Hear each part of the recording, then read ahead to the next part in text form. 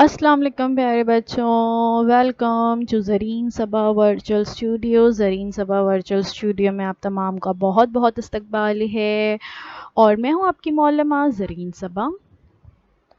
तो बच्चों, मुझे उम्मीद है आपको हमारे तमाम वीडियोस जो है मिल रहे होंगे और आगे भी आपको हमारे तमाम वीडियोस इसी तरह से मिलते रहें, इसलिए हमारे चैनल को सब्सक्राइब करना ना भूलें। नीचे सब्सक्राइब का बटन दिया हुआ है, वहाँ पे आपको बस एक दफ़ा क्लिक करना है ताकि आगे भी आपको हमारे आने वाले तमाम वीडियोस के नोटिफिकेशन मिलते रहें। तो चलिए देखते हैं आज का हमारा टॉपिक। आज हम देख रहे हैं आपका सबक जौहर की अंदरूनी साख्त, इनसाइड द एटम। जमात हश्तुम के लिए स्टैंडर्ड 8 के लिए आपका 5वां चैप्टर 5th चैप्टर है ये, इनसाइड द एटम। और मजमून है साइंस। मैं हूँ आपकी मौलमा Zareen Saba from MCGM virtual classroom Mumbai. तो बच्चों, इससे पहले चौथे सबक तक हम जो है वीडियोस देख चुके हैं, है ना। चौथा सबक हम देख चुके हैं। अब आज जो है हम नया सबक शुरू कर रहे हैं और वह है आपका 5वां सबक। अगर आपको पहला, दूसरा और तीसरा और चौथा सबक जो है देखना है, आपका कोई हिस्सा छूट चुका है, तो आप हमारे चैनल पर जो है देख सकते हैं। प्लेलिस्ट में आप जाइए 8th स्टैंडर्ड की, वहाँ पे तमाम वीडियोस मौजूद हैं। मैं हूँ आपकी मौलमा ज़रीन सबा। तो आज हम देख रहे हैं, सबसे पहले देखते हैं कि मादे से क्या मुराद है। जौहर को समझने से पहले मादे को समझना बहुत ज़्यादा ज़रूरी है कि मैटर किसे कहते हैं, व्हाट इज़ मैटर, मादा क्या है। तो व्हाट इज़ मैटर, मैटर क्या है, anything that takes up space and has mass. Anything यानी कोई भी चीज़ जो जगह घेरती है और जिसकी कमियत होती है उसको क्या कहा जाता है, मैटर कहा जाता है। And there are 3 types of matter, solid, liquid and gas. We know this, है ना, हम पिछली जमात में ये पढ़ चुके हैं। कौन से हैं 3 types of matter, solid, liquid और गैसेस, राइट। ठोस, माय और गैस, ये मादे की 3 हालतें हैं। हमारे अतराफ में जितनी भी चीज़ें मौजूद हैं वो ये 3 हालतों में ही मौजूद होती है। या तो वो ठोस में होगी, या तो वो माय की शक्ल में होगी, या तो वो फिर गैस की शक्ल में होगी। तो जौहर से क्या मुराद है, चलिए ये देखते हैं कि जौहर किसे कहते हैं। ये भी आप पिछली जमात में पढ़ चुके हैं। हम थोड़ा सा एक क्विक रिवीजन लेते हैं इसका। एटम्स क्या है, what is an atom, just recall क्या होता है atom. Smallest unit of matter, मादे का सबसे छोटा हिस्सा जो है मैटर कहलाता है। Atoms combine together to form molecules, और एटम्स जो है एक साथ कंबाइन होते हैं, क्या बनता है फिर उससे, मॉलिक्यूल्स बनते हैं, सालमात बनते हैं। Atoms are made up of subatomic particles. Atom जो होते हैं वो कुछ सब एटॉमिक पार्टिकल्स उसमें मौजूद होते हैं। कौन से होते हैं वो, प्रोटॉन्स, न्यूट्रॉन्स और इलेक्ट्रॉन्स। हर एक जो एटम होता है उसमें 3 तरह के जौहरी ज़र्रात मौजूद होते हैं, प्रोटॉन्स, न्यूट्रॉन्स और इलेक्ट्रॉन्स होते हैं। और मैटर क्या, एटम क्या होता है, जौहर किसे कहते हैं, स्मॉलेस्ट यूनिट है, सबसे छोटा हिस्सा जो है मादे का मैटर कहलाता है, जो मज़ीद ना तकसीम पजीर है। हम जानते हैं कि मादा जो है वो सालमों से मिलकर बनता है, और जो सालमा होता है वो जौहरों से मिलकर तश्कील पाता है। यानी जौहर जो है वो मादे की सबसे छोटी इकाई है। तमाम तबई और कीमियाई तब्दीलियों में अपनी शनाख्त कायम रखने वाला सबसे महीन ज़र्रा जो है वो जौहर कहलाता है। देखिए नीचे तस्वीर में आप देख सकते हो कि मैटर, या जिसे हम कहते हैं मादा, वो किससे मिलकर बनता है, मॉलिक्यूल्स से मिलकर बनता है, सालमात से मिलकर। और जो मॉलिक्यूल्स होते हैं तस्वीर में देखिए, वो मिलकर बने होते हैं एटम से, यानी जौहर से। और जौहर जो होता है उसमें मज़ीद अगर हम देखें तो जौहर जो होता है वो सबसे छोटी इकाई है। अब मज़ीद जौहर को हम तकसीम नहीं कर सकते, या उससे छोटी दूसरी कोई इकाई मौजूद नहीं है। ये किसी भी मादे की सबसे छोटी इकाई है। और जौहर ऐसी चीज़ है जो फिज़िकल चेंजेस हो या केमिकल चेंजेस हो, ये अपनी जो आइडेंटिटी है, जो इसकी शनाख्त है, उसको जो है ये बरकरार रखता है। और जो जौहर्स होते हैं या एटम्स होते हैं उसमें 3 तरह के ज़रात पाए जाते हैं, न्यूट्रॉन्स, प्रोटॉन्स और इलेक्ट्रॉन्स। ये क्या होते हैं आज हम इस चैप्टर में उसके बारे में मालूमात हासिल करेंगे। तो सबसे पहले देखते हैं स्ट्रक्चर ऑफ एटम। देखिए ये एक स्ट्रक्चर ऑफ एटम है जो यूनिवर्सली एक्सेप्ट किया गया है कि एक एटम जो होता है उसका स्ट्रक्चर कैसा होता है। आप इसको देख सकते हैं, ये यहाँ पर कार्बन एटम की एग्जांपल बताई हुई है। कार्बन एटम के मरकज़े में 6 प्रोटॉन्स और 6 न्यूट्रॉन्स होते हैं और उसके अतराफ में जो ग्रीन कलर में आपको बताया गया है इलेक्ट्रॉन्स गर्दिश कर रहे होते हैं। इलेक्ट्रॉन्स मनफी बारदार ज़र्रात होते हैं, प्रोटॉन्स मस्बत बारदार ज़र्रात होते हैं और न्यूट्रॉन पर कोई भी चार्ज नहीं होता। ठीक है, तो इस तरह से ये एक जौहर की साख्त जो होती है वो इस तरह से होती है। और आज हम देखेंगे कि इस जौहर की साख्त के बारे में किसने बताया था।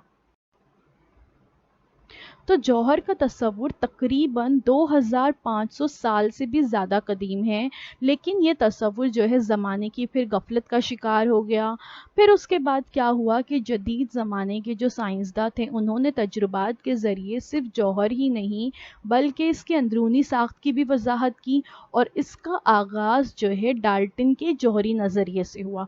तो जौहर का जो कॉन्सेप्ट है वो नया नहीं है, तकरीबन आज से 2500 साल से भी पहले ये तस्वुर जो है पेश किया गया था, लेकिन फिर उसके बाद ऐसा हो गया कि उस वक्त मौजूद लोगों ने इस पर ध्यान नहीं दिया और ये तस्वुर जो है ज़माने की गफलत का शिकार हो गया। फिर उसके बाद कई सालों बाद जो जदीद साइंसदान हैं, आज के दौर के जो साइंसदान हैं, इन्होंने तजुर्बात के ज़रिए सिर्फ जौहर की ही नहीं बल्कि जो उसकी अंदरूनी साख्त होती है उसके बारे में भी वजाहत पेश की। तो इसका सबसे पहला जो नज़रिया है वो डाल्टन का जौहरी नज़रिया है। तो देखते हैं ये क्या है। डाल्टन का जौहरी नज़रिया, ये तस्वीर आप यहाँ पर देख सकते हो, ये साइंसदान डाल्टन की तस्वीर है और जो डाल्टन ने अपना मॉडल पेश किया गया था जौहर के ताल्लुक से, उसको डाल्टन्स मॉडल या सॉलिड स्फीयर मॉडल या बॉलिंग बॉल मॉडल भी कहते हैं और ये प्रपोज किसके ज़रिए किया गया था, जॉन डाल्टन के ज़रिए। तो देखते हैं क्या है डाल्टन का जौहरी नज़रिया। Dalton's atomic theory.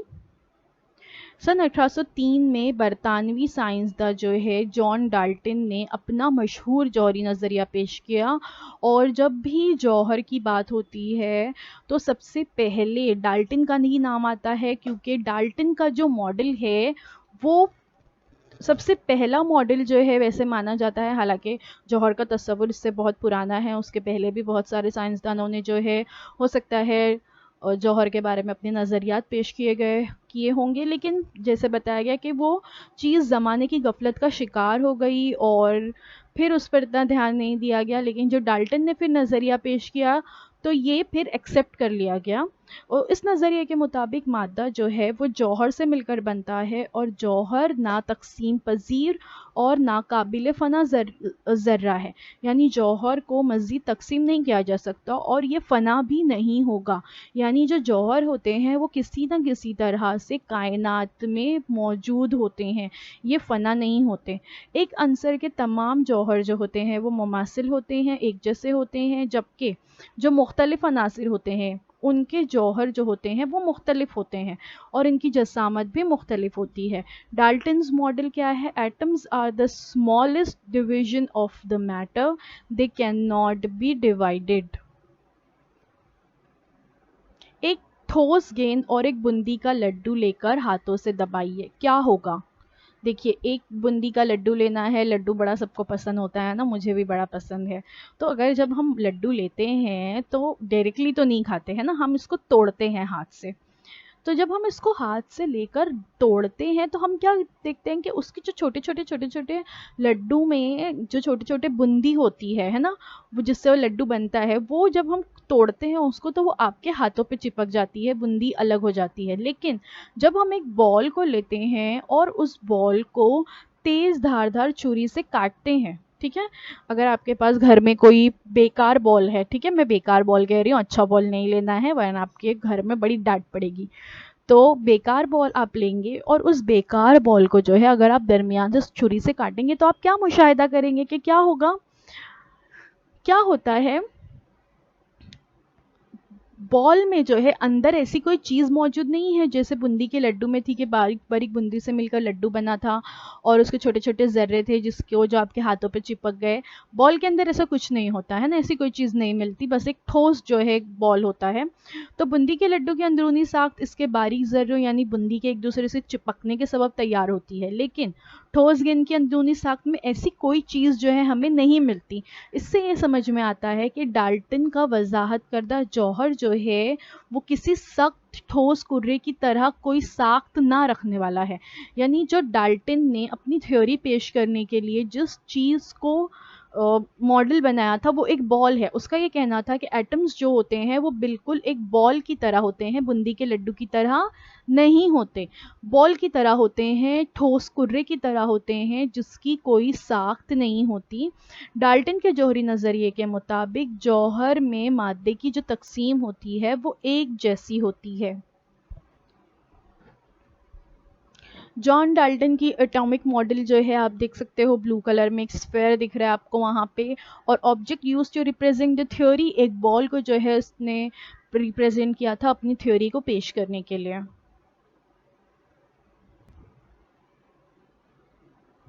John Dalton atomic model, elements are made up of extremely smallest particles called atoms. Atoms of a given element are identical in size, mass and other properties. ठीक है, atoms जो होता है given element का, कोई भी element का जो एटम होता है वो आइडेंटिकल होता है साइज में, मास में और दूसरी प्रॉपर्टीज में, यानी एक जैसे होते हैं। एक एलिमेंट के तमाम एटम्स एक जैसे होते हैं।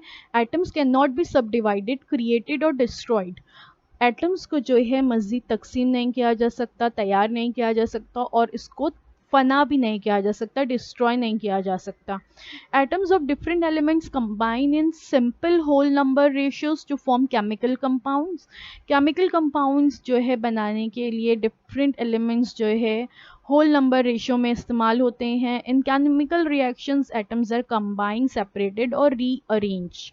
जब केमिकल रिएक्शंस होते हैं, कीमियाई तब्दीलियां होती हैं, कीमियाई तामुलात होते हैं, तो उस वक्त जो है ये जो जौहर होते हैं यही या तो कंबाइन होते हैं या तो एक दूसरे से ये अलहदा होते हैं या दोबारा से रीअरेंज होते हैं और इसी वजह से केमिकल चेंजेस होते हैं। तो ये जॉन डाल्टन का एटॉमिक मॉडल था और ये जॉन डाल्टन की एटॉमिक थ्योरी। अब देखते हैं प्लम पुडिंग मॉडल।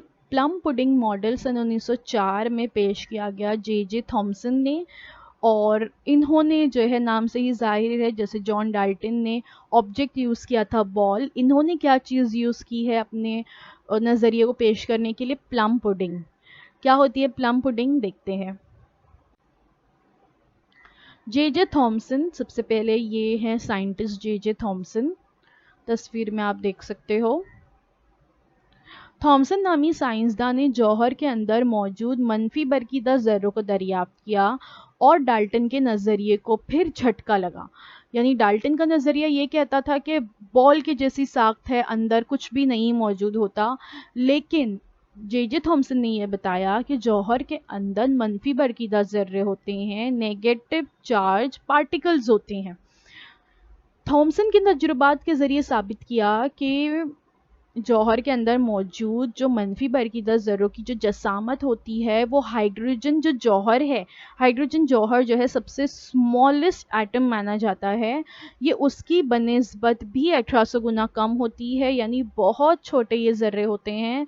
और ये जो नेगेटिवली चार्ज पार्टिकल्स होते हैं, इन ज़र्रों को क्या नाम दिया गया, इन ज़र्रों को इलेक्ट्रॉन नाम दिया गया। तमाम आम मादे कुदरती तौर पर बरकी नुक्ता नज़र से मुतदिल होते हैं, यानी मादे के सालमात और वो जौहर जिनके कीमियाई मिलाप से ये दोनों बनते हैं वो बरकी तौर पर मुतदिल होते हैं।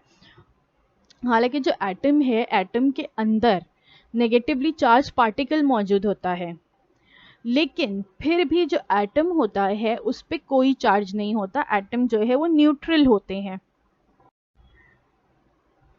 अंदरून में मनफी बरकीदा इलेक्ट्रॉन होने के बावजूद भी जौहर किस तरह से मुतदिल हो सकता है। अभी मैंने आपको बताई कि न्यूट्रल होते हैं एटम्स, तो आपके दिमाग में सवाल आया होगा कि जब अंदर नेगेटिवली चार्ज पार्टिकल्स हैं, मनफी बरकीदा ज़र्रात हैं, तो जौहर जो है वो मुतदिल कैसे हुआ। थॉमसन ने जौहर की साख्त को पुडिंग की तरह बताकर इस मुश्किल को दूर किया। और तस्वीर में आप देख सकते हो, ये बताया गया है लेफ्ट हैंड साइड पर क्या होती है, ये प्लम पुडिंग होती है।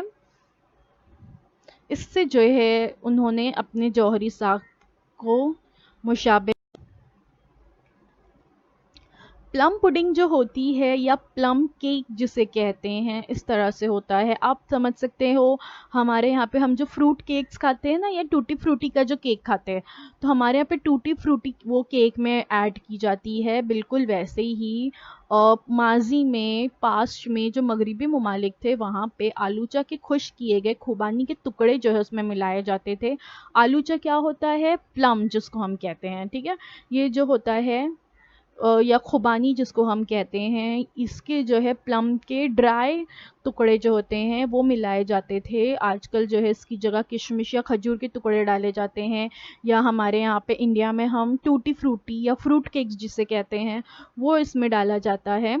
तो ये क्या है, प्लम पुडिंग है या प्लम केक है। जो हम नाम बार बार इस्तेमाल हो रहा है ना कि प्लम पुडिंग मॉडल है, प्लम पुडिंग मॉडल है, तो ये समझना भी बहुत ज़रूरी है कि प्लम पुडिंग आखिर है क्या, क्योंकि हमारे यहाँ पे प्लम केक या प्लम पुडिंग इतनी ज़्यादा आम नहीं है जितनी ज़्यादा ये वेस्टर्न कंट्रीज़ या मगरबी ममालिक में आम है। वहाँ पे ये खास जो है क्रिसमस के वक्त बनाई जाती है। तो थॉमसन ने क्या बताया कि प्लम पुडिंग की जैसी जो है जौहर की साख्त है। सन 1904 में जो है उन्होंने ये अपना नज़रिया पेश किया। उस साख्त के मुताबिक जौहर में चारों तरफ मस्बत बरकीबार फैला होता है। जो पॉजिटिव चार्ज है, पुडिंग जो है वो पॉजिटिव चार्ज है, जैसे पूरी पुडिंग जो है वो पॉजिटिव चार्ज है, और उस पर मनफी बरकीदा इलेक्ट्रॉन जुड़े हुए हैं। जैसे कि प्लम के टुकड़े या टूटी फ्रूटी के टुकड़े केक में जगह जगह जगह जगह जुड़े हुए होते हैं, तो ये जो प्लम्स है, ये टूटी फ्रूटी है, वो नेगेटिव प्लम्स हैं, ठीक है। तो इन तमाम मस्बत बरकीबार का तवाज़ुन इलेक्ट्रॉन पर मौजूद मनफी बरकीबार की वजह से होता है, इसलिए जौहर बरकी तौर पर मुतदिल होते हैं। समझ में आया। लेफ्ट हैंड साइड पे आप देख सकते हो एक प्लम पुडिंग बताई गई है, राइट हैंड साइड पे आप देख सकते हैं एक एटम बताया गया है, एटम का स्ट्रक्चर और उस पर इलेक्ट्रॉन्स जो है किस तरह से जुड़े हुए हैं, और नीचे बताया गया है स्फीयर ऑफ पॉजिटिव चार्ज, यानी नीचे का जो हिस्सा है वो पॉजिटिव चार्ज होता है और उस पे नेगेटिव चार्ज इलेक्ट्रॉन्स जुड़े हुए होते हैं। ये नज़रिया पेश किया गया, किसने पेश किया, थॉमसन ने। इसको हम वाटरमेलन से भी कंपेयर करके देख सकते हैं। थॉमसन्स एटॉमिक मॉडल आप देख सकते हो लेफ्ट हैंड साइड पे। और जिस तरह से वाटरमेलन या कलिंगड़ जिसे हम कहते हैं, तरबूज जिसे हम कहते हैं, इसमें इलेक्ट्रॉन्स जो होते हैं इस तरह से जुड़े हुए होते हैं, तो बिल्कुल वैसे ही कलिंगड़ में जैसे नीचे रेड कलर का कलिंगड़ होता है और उसमें काले काले बीज जो है जुड़े हुए होते हैं, बिल्कुल वैसे ही हम सोच सकते हैं कि वो जो रेड कलर का कलिंगड़ है वो पॉजिटिव चार्ज है और जो कलिंगड़ के बीज हैं वो नेगेटिव चार्ज इलेक्ट्रॉन्स हैं। तो इस तरह से वाटरमेलन के ज़रिए भी हम इसको समझ सकते हैं कि थॉमसन का एटॉमिक मॉडल क्या है। तो प्लम पुडिंग मॉडल सन 1904 में पेश किया गया। डिस्क्रिप्शन इसका देख लेते हैं। The plum pudding model was a model of the atom that incorporated the recently discovered electron, जो इलेक्ट्रॉन्स है वो बताए गए इसमें, and was proposed by J Thomson in 1904. Thomson had discovered the electron in 1897. The plum pudding model was abandoned after discovery of the atomic nucleus. ठीक है। इसमें देखिए जो हमारी करेंटली जौहर के साथ हम देख रहे हैं उसमें दरमियान में मरकज़ा होता है, न्यूक्लियस होता है, जिसमें न्यूट्रॉन्स और प्रोटॉन्स होते हैं। ये नहीं बता पाए थे जे थॉमसन, तो ये थ्योरी जो है उसके बाद हटा दी गई, अबेंडन कर दी गई, क्योंकि एटम जो होता है उसमें न्यूक्लियस भी मौजूद होते हैं। तो the plum pudding model of the atom is also known as the blueberry muffin model और रेसिन बन मॉडल। जिस तरह से प्लम होते हैं बिल्कुल वैसे ही ब्लूबेरीज होती हैं, और रेसिन जो है किशमिश को कहते हैं, तो किशमिश का बन मॉडल या ब्लूबेरी का मफिन मॉडल भी इसे कहा जाता है।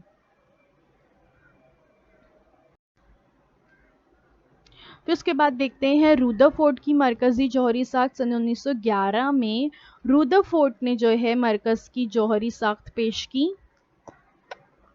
ये आप देख सकते हो।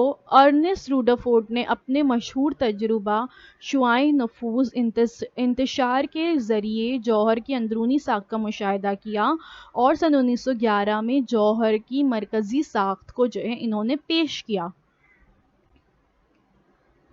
रूदरफोर्ड ने सोने के बहुत ही पतली ज़खामत के वर्क पर तापकार अनासिर से खारिज होने वाले मज़बूत बारदार अल्फ़ा ज़र्रात की बौछार की और ज़र्रात के रास्तों का मुशाहिदा किया। देखिए ये रूदरफोर्ड का शुआए नफूस का तजुर्बा कहलाता है।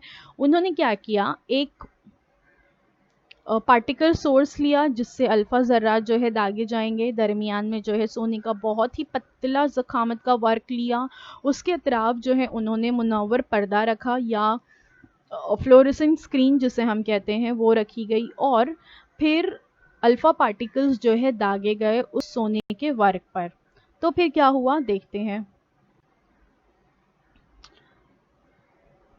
सोने के अतराफ, वर्क के अतराफ एक मुनव्वर पर्दा लगाया गया, और उन्हें उम्मीद थी कि जौहर में मज़बूत बारदार ज़र्रों की कमियत की तकसीम अगर यकसा है तो मज़बूत बारदार अल्फ़ा ज़र्रात का वर्क से इन्कास होगा। ठीक है, यानी जब अल्फ़ा पार्टिकल दागे जाएंगे तो अगर हर जगह जो है उसमें जौहर यकसा तौर पर फैले हुए हैं उस सोने के वर्क में, तो वो उससे टकरा कर वापस आ जाएंगे अल्फ़ा ज़र्रात।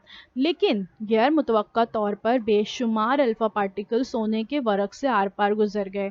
तस्वीर में आप देख सकते हो फ्लोरेसेंट स्क्रीन से टकरा रहे हैं बहुत सारे रेड कलर के तीर के निशान में अल्फ़ा ज़र्रात, और चंद अल्फ़ा ज़र्रात अपने रास्ते से छोटा जाविया बनाते हुए मुनहरिफ हुए, और कुछ अल्फ़ा ज़र्रात जो थे वो बड़े जाविये से भी उनका इन्हिराफ हुआ। ठीक है, यानी सोने की उस प्लेट से कुछ अल्फ़ा ज़र्रात जो है वो छोटा जाविया हादा जाविया बनाते हुए कुछ इन्कास हुए, कुछ जो है बड़ा हादा जाविया बनाते हुए मुनक्किस हुए। और उससे ज़्यादा मज़ीद ताज्जुब खेज़ बात ये हुई कि तकरीबन 20,000 में से एक अल्फ़ा ज़र्रे का इब्तदाई रास्ते के मुखालिफ सिमत में भी इन्कास हुआ। ठीक है, यानी वो पलट कर वापस उसी सिमत में वापस आए जहाँ से अल्फ़ा ज़र्रात दागे गए थे। तो ये रूदरफोर्ड्स गोल्ड फॉइल एक्सपेरिमेंट कहलाता है। सोर्स आप देख सकते हो बीम अल्फा पार्टिकल, साइड में डिटेक्टर लगाया गया है, दरमियान में गोल्ड फॉइल जो है मौजूद है। आप देख सकते हो बहुत सारे अल्फा ज़र्रात जो हैं वो आर पार हो गए उस गोल्ड फॉइल के, कुछ टकरा कर वापस भी आ गए। तो ऑब्जर्वेशन क्या है, most alpha particle travel through the foil undeflected. ठीक है, तो इससे इंटरप्रिटेशन क्या किया गया कि atom is mostly empty space, कि जौहर में तकरीबन बहुत सारी जगह पर खोखले मकामात मौजूद हैं। जाहिर बात है जब खोखले मकामात है तभी वो अल्फ़ा पार्टिकल उसमें से आर पार चले गए। तो some alpha particles are deflected by small angles. तस्वीर में आप देख सकते हो तीर के निशान पर बताया गया है कि कुछ अल्फ़ा पार्टिकल्स जो है स्मॉल एंगल से भी डिफ्लेक्टेड हुए।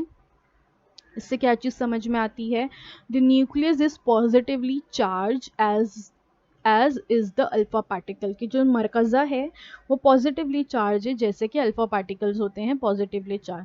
कुछ अल्फा पार्टिकल्स जो है ट्रैवल बैक हुए फ्रॉम द फॉइल, आ गए वापस पलट कर। The nucleus carries most of the atom's mass. इससे ये चीज़ समझ में आती है कि जो मरकज़ा है उसमें उस एटम की ज़्यादातर कमियत मौजूद है। कसीर तादाद में अल्फ़ा ज़र्रात का नफूज़ कर जाना हमें ये बताता है कि इनके रास्ते में कोई रुकावट पेश नहीं आई। इसका मतलब साफ है कि सोने के वर्क में जौहर के अंदर बहुत सारे मकामात खोखले हैं। कम तादाद में जो अल्फ़ा ज़र्रा छोटा या बड़ा जाविया बनाते हुए मुनहरिफ हुए उनके रास्ते में रुकावटें आई। इससे ये भी ज़ाहिर होती है कि रुकावट की वजह बनने वाला जौहर का मस्बत बरकीदा और ठोस हिस्सा जौहर के वस्त में होता है, यानी जौहर के दरमियान में मरकज़ा मौजूद होता है जिससे ये अल्फ़ा पार्टिकल टकरा कर वापस आ रहे थे। तो ये जौहर के दरमियान में मरकज़ा होता है। ये किसने बताया? रुदरफोर्ड ने बताया। जे थॉमसन नहीं बता पाए। प्लम पुडिंग जो साख थी उसमें भी हम जो है इसको नहीं देख पाए। तो ये जो है लीड ब्लॉक है जिससे यूरेनियम से अल्फा पार्टिकल्स दागे गए। गोल्ड फॉइल पर फ्लोरेसेंट स्क्रीन आसपास लगाई गई थी। व्हाट ही एक्सपेक्टेड, उन्होंने क्या एक्सपेक्ट किया था रुदरफोर्ड ने, कि the alpha particles to pass through without changing direction very much, directly जो है वो पास हो जाए। बट व्हाट ही गॉट, क्या उन्हें हासिल हुआ कि इस तरह से अल्फा ज़र्रात कुछ पास हुए, कुछ रिटर्न आ गए, कुछ रिफ्लेक्ट हुए। तो ये देखिए रुदरफोर्ड का एक्सपेरिमेंट हम यहाँ पे देख सकते हैं। ये एक्सपेक्टेड रिजल्ट था और ये एक्चुअल रिजल्ट जो मिला। तो इससे क्या बात समझ में आती है कि जौहर के वस्त में मस्बत बारदार मरकज़ा होता है।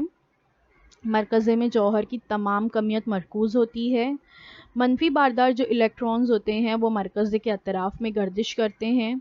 तमाम इलेक्ट्रॉन पर मौजूद मनफी बरकी बार का मजमुआ मरकज़े के मस्बत बरकी बार के मजमुए के मसावी होता है। मुखालिफ बरकी बार मुतवाज़न होने की वजह से जौहर बरकी तौर पर मोतदिल होता है। अब ये एक्चुअल रीज़न है जौहर के बरकी तौर पर मोतदिल होने की कि जितनी तादाद में इलेक्ट्रॉन्स हैं उतनी ही तादाद में न्यूक्लियस में मस्बत बरकी बार मौजूद है मरकज़े में, और गर्दिश करने वाला इलेक्ट्रॉन और जौहरी मरकज़े का दरमियानी जो हिस्सा होता है वो खोखला होता है। देखिए इस तरह से स्ट्रक्चर होता है। कुर्रेनुमा खौल में गर्दिश करने वाले बरकीदा अशिया की तवानाई कम होती है। ये तिब्बियात का एक अहम बुनियादी उसूल है। इस उसूल के तहत रुदरफोर्ड की पेश करदा साख्त में जौहर क़याम पज़ीर नज़र आता है। सिर्फ तापकार जो अनासिर हैं उनके जौहरों को छोड़कर बाकी तमाम जौहरों में इस्तक़लाल होता है। सन 1913 में नेल्सन बोर ने जो है एक अपनी जौहरी साख्त पेश की। तो नेल्सन बोर की पेश करदा जौहरी साख्त से रुदरफोर्ड की जो जौहरी साख्त में थोड़ा सा नुक्स रह गया था वो दूर हो गया। वो क्या है वो हम नेक्स्ट वीक देखेंगे। आज के लिए इतना ही, सबक हमारा यहीं पे ख़त्म होता है। Thank you so much for watching. उम्मीद है जो कुछ आज आपको बताया गया वो आपको अच्छी तरह से समझ में आया होगा। थोड़ा सा जो चैप्टर है इनसाइड द एटम थोड़ा आपको ऐसा लगेगा कंफ्यूजिंग है, लेकिन इसको समझना बहुत ज़्यादा ज़रूरी है क्योंकि ये आपका जो फिज़िक्स है, तिब्बियात का ये बेसिक है। तो अगर आप 12th में 10th के बाद साइंस एज अ सब्जेक्ट लेते हैं तो वहाँ पर आप फिज़िक्स के बारे में बहुत डीप नॉलेज आपको होनी चाहिए। तो इसलिए आपको इसको समझना बहुत ज़रूरी है कि एटम्स क्या होते हैं। तो कुछ अगर समझ में नहीं आया हो तो आप हमें कमेंट कीजिए, कमेंट बॉक्स में आप हमसे सवाल पूछ सकते हैं। इंशाल्लाह नेक्स्ट वीडियो में जो है उसका एक्सप्लेनेशन दिया जाएगा ज़रूर आप लोगों को। और नेल्सन बोर की जौहरी साख क्या है ये इंशाल्लाह आपको नेक्स्ट वीक बताया जाएगा। So please stay tuned. अल्लाह हाफ़िज़।